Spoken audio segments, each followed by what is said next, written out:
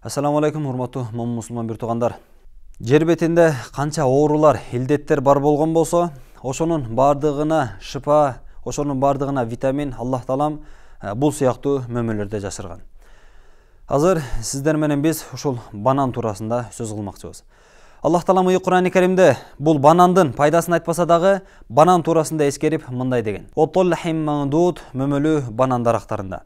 Аллах таалам бейиштин мөмөлөрүн айтып жатып, бул банан туурасында эскерип, баса белгилеп айта кеткен.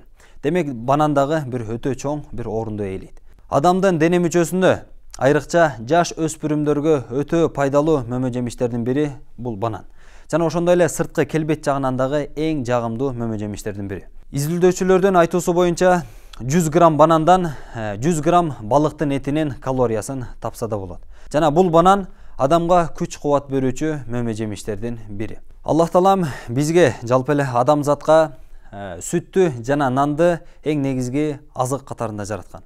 Сүттө жана нанда канчалаган баалуулуктар болгон болсо, ошонун бардыгы дал ушул бананда бар.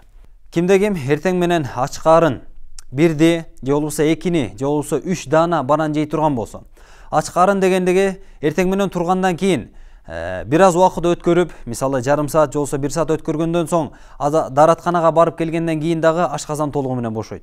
Ошол учурда бул бананды жей турган болсо, адамдын иммунитетин көтөрүүгө дагы жана ошондой эле адамды ток пейил алып жүрүүгө ушул банан себепчи.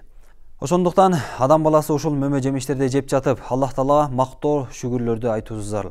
Себеби биз билбеген канчалаган элементтерди, канчалаган витаминдерди Аллах таалам бул сыяктуу мөмө жемиштерге жашырган. Аллах таалам бардыгыбызга өзүнө шүгүр кылууга мүмкүнчүлүк берсин.